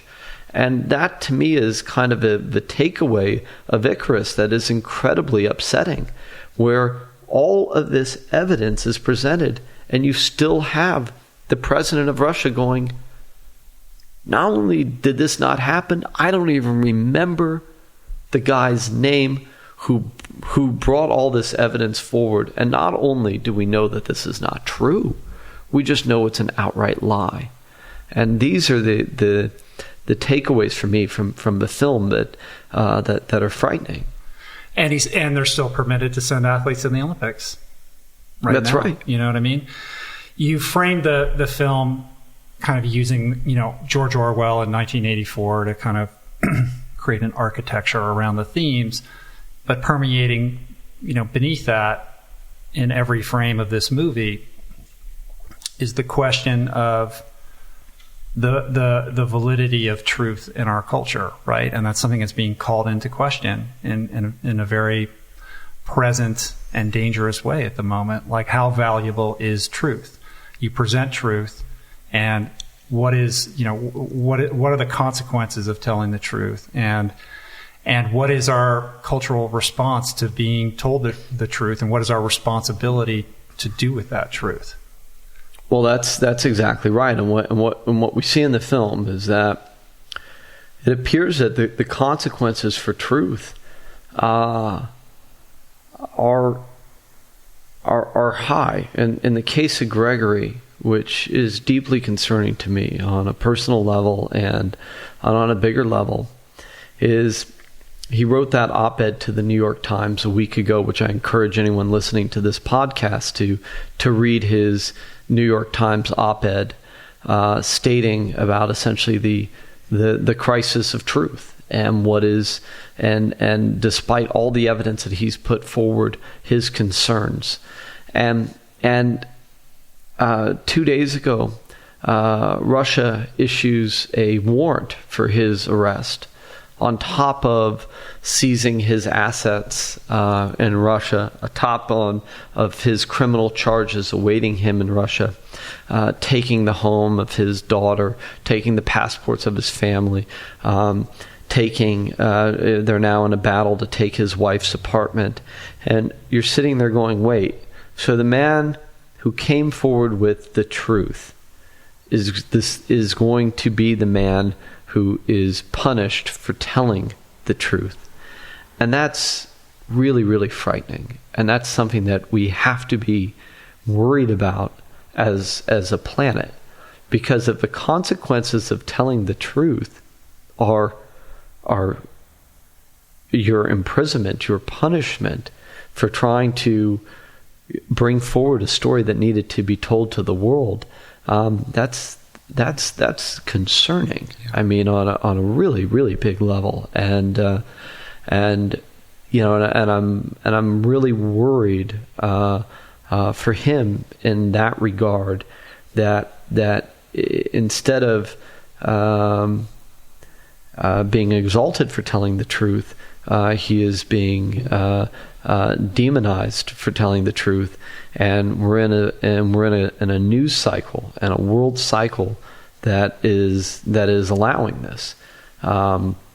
Literally 2 weeks ago, Russia puts out a news statement through the RT and through Sputnik News that WADA was willing to drop all the charges against Russia, that Richard McLaren had found errors in his report, and that they believed that Russia should be reinstated to competition and allowed into the Winter Games. None of this was true. This was fake news, 100% fake news. Yet it was picked up by all the global newspapers as truth. And so here is this crystal clear example. And we're, of course, seeing in regards to our own election and everything, we're reading these stories out of Twitter and Facebook, et cetera, et cetera. But here, firsthand, I'm watching this story. I'm reading this report and going, not only is this not true, this is a fake news story. And it was picked up by newspapers all over the world. Mm-hmm. And the next day, Richard McLaren is out there making statements going, this is not true. And yet that story was picked up. Yeah, the news has moved on. Exactly. Almost, right? I mean, we should point out for the listener, just so we're clear, like Gregory comes to the United States to work with you, and he and in the wake of this McLaren report that comes out, that's basically indicating that there is all of this fraud going on in Russia.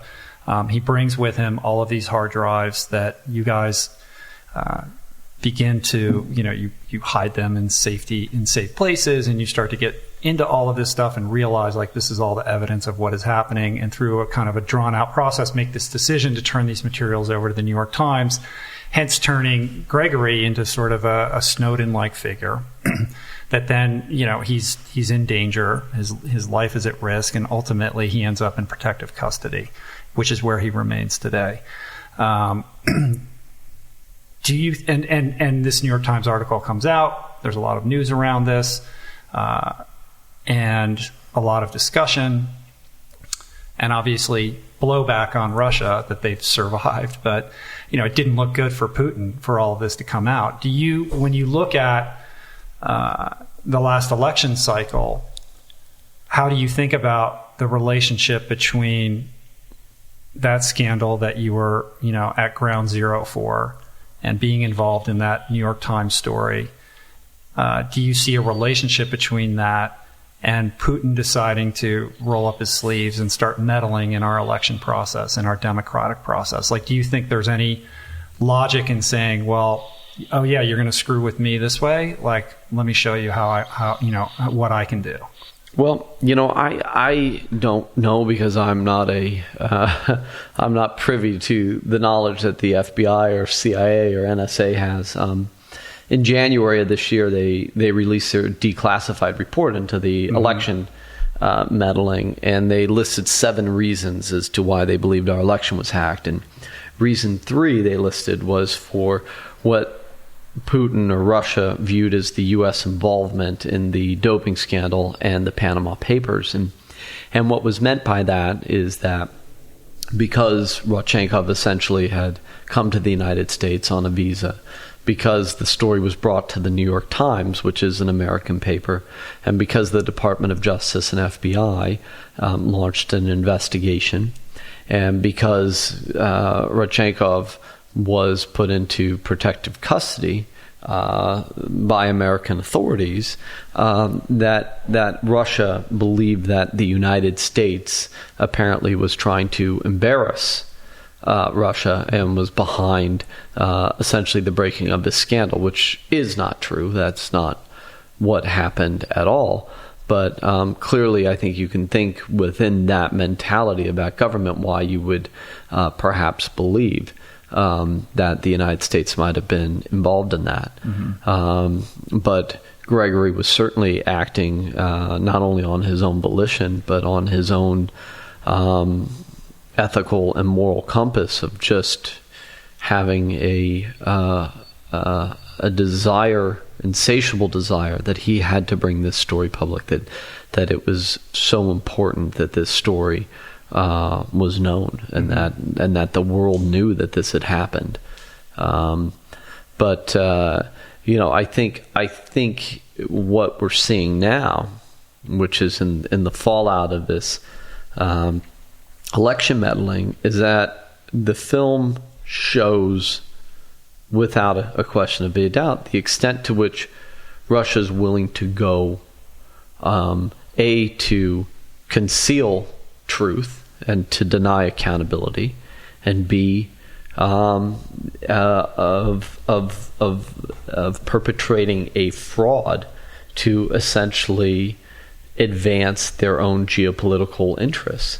And in this case, they were using sport to do that.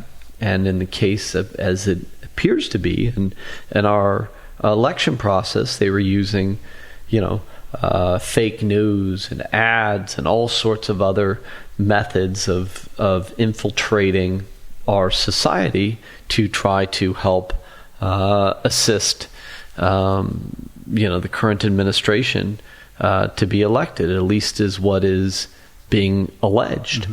And if I'm looking at what I know, at least in regards to the Icarus story and the story behind the Olympic doping scandal and Russia's involvement in this in the last 40 years, it's not that far of a leap to believe that this is happening. It's unbelievable. There are so many strings to pull. I can't imagine the job of trying to edit this movie, because there's so many other stories that you could pursue, and I would imagine there were a lot of threads that you pulled that ended up on the cutting room floor. So, if length and time was not a limitation on this project, on this movie, where would this exploration lead you next? I mean, does it lead you to USADA, to the IOC? Does it lead you directly to Putin? Like, where do you go? It's funny, as we were going through editing, my editors, there was a time where I had 4 assistant editors and 3 main editors. I mean, we had 7 editors because it was so much footage and so much. And then I had people just pulling archival footage, and it was just this team, and all of us, and my producing partner Dan Kogan, and also my investors that became producers on the project. We were also emotionally invested and personally invested in the story, and there were so many areas of essentially fraud and wrongdoing. You could go down the rabbit hole, and I remember through this process, I went, wow, we could pick 100 fights, and every single thing is compelling in and of itself.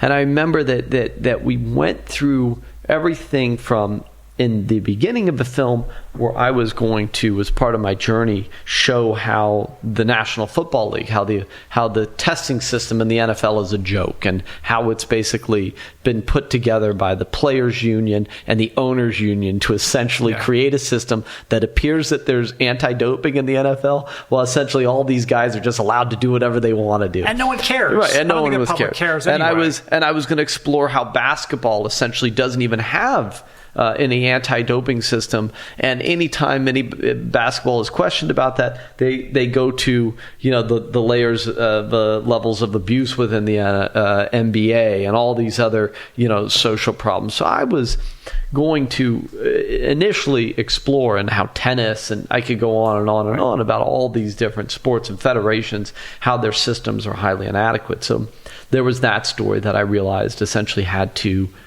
drop away because we didn't have time in the film to tell that story.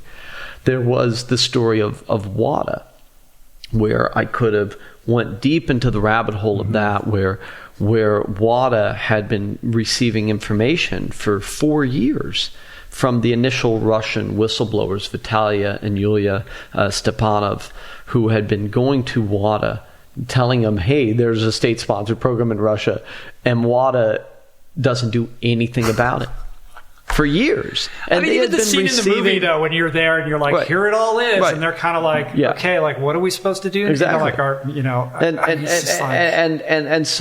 So we had, there could have been a whole film on that, and there were other Russians coming to WADA over the years and years, and even the fact that Don Catlin refers me to Gregory Rodchenkov, because Catlin knows that the Russians are up to no good. And do you think that he knew, like, in the back of his mind, that, like, if he got you with Gregory, that you would start to get a glimpse of what was actually happening? He had no idea. I don't think anybody could have imagined what they had done at Sochi. The bottle swapping operation, I think, just was mind-boggling that it went to that level. But he certainly knew that Russia had not been playing by the rules, as well as I think pretty much any scientists in the world of anti-doping and the lab system. They knew in theory that things were not being upheld because of how the system was structured. So I could have went on a multi-part series on WADA and how the IOC co-funds WADA and all the conflicts of interest, and how the president of WADA sits on the board and is the vice president of the IOC. And I mean, I could go on for hours. I could have done a huge expose on the Olympics and all the politics within there and the stories that Gregory has told me and that he even has knowledge and information about of, I mean, all these various Olympic cover-ups and all these,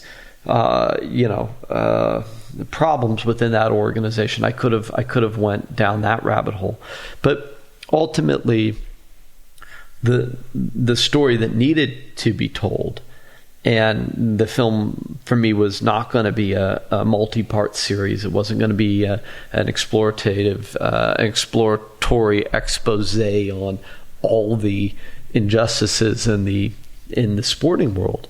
But to me, the biggest story of the film and what had to be told was Gregory's journey, and this journey that ultimately leads him to being a whistleblower, ultimately leads to exposing the single biggest scandal in sport history, the single biggest scandal in Olympic history, and ultimately the takeaway of that, which in the film we craft in the world of Orwell, which is the world of doublethink, which is essentially doing one thing and saying the exact opposite.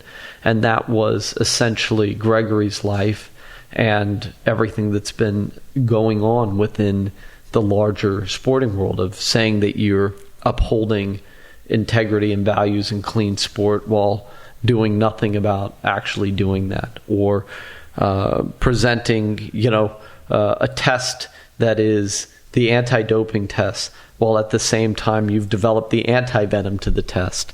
And these were the larger takeaways of the film that became important in that story that we needed to tell. And so we had to editorially lose anything in that process that wasn't going on that journey of Gregory's story and the exposing of this scandal to the world.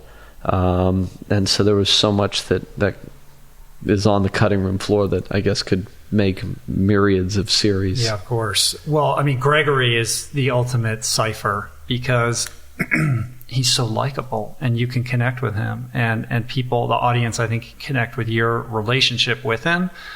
It could have very easily turned out that this guy was unlikable or just completely unsympathetic. But the fact that he is so jocular, like you want him to be okay, despite the flaws and the actions that he's taken. And so it allows the audience member to open up to this story and receive it in a way that I think somebody other than Gregory would not have been able to deliver. Yeah, I mean, that's the, I guess the conundrum of Gregory. On one hand, you love him, and he is the most lovable, likable character I think you're likely, going to encounter in a documentary in quite some time. He's just has this way about him that you love, and at the same time, he has spent his life being involved in a very complicated scandal and concealing what was a institutional conspiracy to cheat sport and the Olympics. And his redemption is breaking free of that system that he was a part of and bringing that story to the world. It doesn't change what happened. It doesn't change the history. It doesn't change that he was a part of these, I guess, what you would call sporting crimes or fraud. But his coming forward sets the record straight. And without him and without his willingness to bring this story forward, the world would never know this. I mean, this story lived and died ultimately in Gregory's hands. He was the only person on planet Earth to this day that had this evidence, because even everybody else working in the laboratory, they had pieces and parts. They didn't have the actual evidence, and Gregory did. And the other two guys in Russia who both died of heart attacks, even they were not involved in the laboratory level. They knew of the system going on. They knew of how the system was operating, but they weren't in the lab level, the scientific level where this story could be proven. So this story lived and died with Gregory, and ultimately Gregory made a spectacular sacrifice, not only to leave his family, but to have an unknown fate going forward into the world, and the risks that he took to bring this story forward are pretty remarkable. And so I felt a huge burden on one hand and an honor on the other, to be able to tell this story that and bring this story forward, which is there was never a question in my mind or my team's mind as to whether or not we wanted to help him tell this story. Were you ever in a situation in which a conflict of interest presented itself? In other words, what's in the best interest of the film versus what's in Gregory's best interest in terms of kind of navigating these decisions about the New York Times and the investigation and all of that? Because Gregory and I truly had a friendship, there was a period of time for about 7 months where he comes to Los Angeles between us breaking the story to the New York Times, where we were filming when we were making a movie still, but it was beside the point of the gravitas of what we were sitting on, and understanding that we were sitting on this evidence and this knowledge and this wealth of information that was, in my opinion, in Gregory's opinion, and my producer's opinion, incredibly important, that the world needed to have this information. And so it became, how do we navigate this in the best interest of Gregory and all the clean athletes who needed this information, and in the best interests of seeing to it that this story came forward and that the truth was told, rather than in the interests of the film or perhaps what could have been, financial interests. Mm-hmm. And we had moments where we were going, okay, do we just bring this information forward in the film? And we realized that if we did that it would maybe serving the film's purpose and the explosive nature of these allegations in the film, but it wasn't going to be serving Gregory's purpose. It wasn't going to be serving the greater good's purpose, because what would happen is we'd bring that story forward and then everybody would attack it. And then the film would be on the defensive as something explosive, and who knows whether or not that story could have been proven. So, myself and my producing team and Gregory, we said, no, that's not the way to do it. And the best way to do this, and we didn't have faith in the United States government as that investigation heated up, because who knows what the U.S. government was going to do with this information, and they didn't.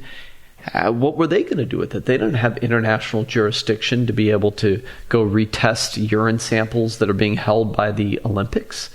So we made a collective series of decisions, but each one of those decisions that we made, at least in my opinion, we were looking at what is in the best interest of Gregory, of how to protect him, how to see to it that this story is truthfully told, and what is in the best interest of the sporting world to have this information and to have this knowledge, and how can we see to it that this story is not covered up, that it can be proven.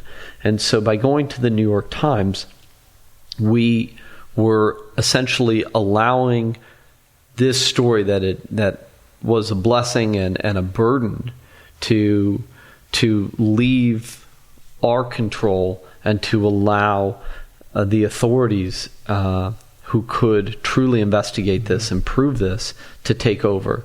And we knew that if we went to the New York Times, that it was going to be impartial in its judgment, and that it wasn't going to be a story for the tabloids. It was now a news story. And if we could navigate a news story, then there was a chance that everything that Gregory had brought forward, which myself and my producing team really had no question as to the veracity of it, whether or not it was true. Right. It was, how do we bring it forward? It had to be terrifying as soon as that was published, though. But Gregory seemed pretty chill about the whole thing, at least on film. He was chill. And the interesting thing about Gregory is he's said to me many times is, as I personally was in the middle of this crisis and going, oh my God, what have you gotten yourself into, Bryan? What have you got your partners and your investors into? And you're, like, this is safe houses and safety deposit like, boxes. What are you doing? You're in over your head. And I certainly felt that many times. And Gregory always felt that, and I think he does to this day, that every day he's alive is an extra day that he was not going to be alive should he have stayed in Russia. That's an excellent perspective. And he viewed himself that he was essentially dead man walking. And so every day that he's alive, and I think he has this belief right now today, that every day that he's alive is another day that he wouldn't have been alive had he not made the choices he made. And so I think he's looking at it from a different perspective, that he, in many ways, got to live on borrowed time, where I think myself and my creative and producing team had a consistent, feeling of overwhelming gravity to what was being presented to us, because we were not the ones who were personally involved in the years of this conspiracy. Well, we have to land this plane, but before we do, is he okay? Like, what's the status of the investigation? What is the future prognosis for what's going to happen to him? Well, the Department of Justice and FBI still have their ongoing investigation into the doping scandal, into the his evidence, and I think they haven't decided yet if they're going to bring a case, and if they do, who they would bring that case against. He is okay right now. We launched fairsport.org. One of my producers in the film launched an organization called fairsport.org, a nonprofit. Was essentially launched to help protect whistleblowers in sport, and also to help continue to protect and navigate Gregory's well-being. And this organization is trying to see to it that there is some justice that is done based on the evidence that is brought forward, and also help protect athletes' rights that were that had medals taken from them. Try to help athletes stand up to authorities that are not operating in their best interests, but also really help other whistleblowers in sport, people like Gregory, who might have a story to tell. And to that extent, we established a GoFundMe for Gregory that if any of your listeners are on the site can go and find on GoFundMe. And the hope is that we can raise enough money to continue to assist Gregory in his well-being, because the future right now for him is unknown, and it's deeply concerning on a lot of levels. And we're hoping that that he's okay now, and he's going to be okay in a year from now, and he's going to be okay in another year from now. And the question of how and when he'll ever be reunited with his family, if ever, is lingering. And as you see from Russia's response and that New York Times op-ed and what you see in the film is that this story is far from over. We had a moment where we were capturing essentially history as it was unfolding, and it's still unfolding, and we're still seeing the unfolding of this in our daily news cycle in regards to Russia and in regards to what is going on in our current political climate. And so this story is not done. This is not past history.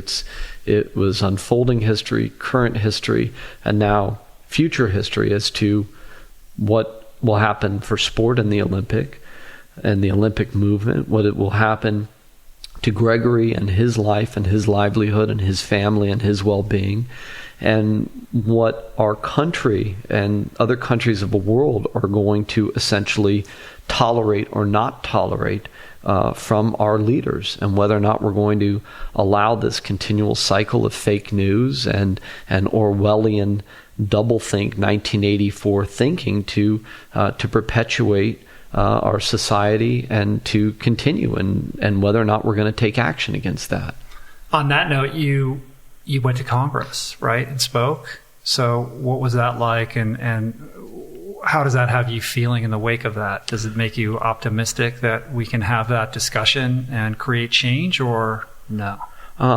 Well, I spent a few days in Washington about a month and a half ago meeting with the chiefs of staff of a number of bipartisan Senate offices, and all of them were very interested in looking at the film and perhaps doing hearings, perhaps doing screenings. I don't know what's going to happen with that or not. That is hopefully in the works, but that experience was surreal, and the one, at least, takeaway that I felt in speaking to whether it was a Republican office or a Democrat office, that I saw a mutual interest from an American perspective to try to see to it that not only does what the evidence that is presented in the film as far as this spectacular conspiracy to cheat sport not continue, but also that the United States interest to see to it that there is some sort of change in the system, that what potentially happened in the last election doesn't repeat itself again. And there certainly seemed to be a very mutual shared interest in that, and I guess history will determine whether or not something is ultimately done or not done. But it's a pretty scary story when you really start thinking about the bigger implications behind it. It's strange times that we live in, and it truly is Orwellian in many ways, and truth is under attack. And I think it's never been more important for us to be discerning about the news that we consume, and our responsibility to speak the truth and to speak truth to power. And that's certainly what you've done in this film, and it's quite amazing. So for people that have not seen it, I strongly suggest you check it out, even though this was basically a 2-hour spoiler. It doesn't matter.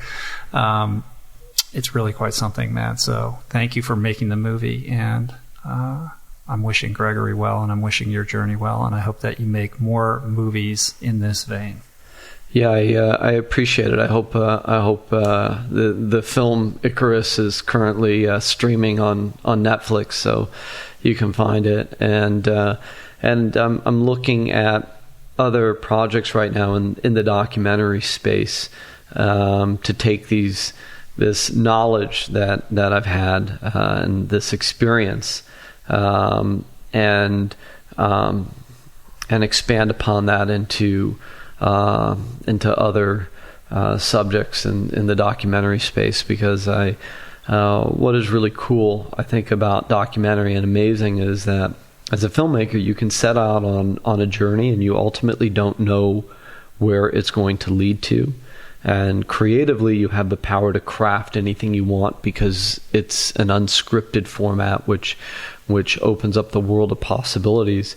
But you also don't know what you're going into. And in the case of this, I couldn't have imagined as I set out on this journey that I would end up where it led to, and that I would end up with Gregory and my team exposing this gigantic conspiracy and scandal, but that I would also end up so much wiser and understanding of the world that we're living in. And that is something very cool about documentary, that it can take you on a journey that is not only unexpected, but that can actually have impact and change in the world. So I'm hoping to continue to make projects that do that. Yeah, I would imagine you feel some level of responsibility to do so, to continue this conversation in a variety of ways, extending the themes that you've introduced in this movie. That's what I'm looking to do. And hopefully the more eyes on this film will allow me to continue on that journey. Cool. Thanks, man. Thanks, Rich. Talking to me. If people want to connect with Bryan, you're at Bryan FOGEL on Twitter, right? Are there other places where people can reach you? Is that the main way? At Bryan FOGEL on Twitter, Bryan with the Y, BryanFogel on Twitter. I have a website, bryanfogel.com, and the movie is Icarus on Netflix. And are you doing any screenings coming up? Are you traveling around with the movie, or what's going on? The film launched August 4th. Netflix is in the process of scheduling. They've scheduled a lot of screenings for various groups and critics and things like that. And I think they are planning some screenings coming up in the near future. But certainly it being on the platform, right. It's globally available. And I just wondering if you're doing like Q&As or any kind of live events, that kind of thing, because I'm sure people would love to see you get up and have a conversation with somebody relevant to the movie. Yeah, that's in the works, and they're trying to get those planned right now as we kind of head into the next several months. So. I don't have specifics on that, but I do know that there will be some screenings and talkbacks and Q&As. Cool.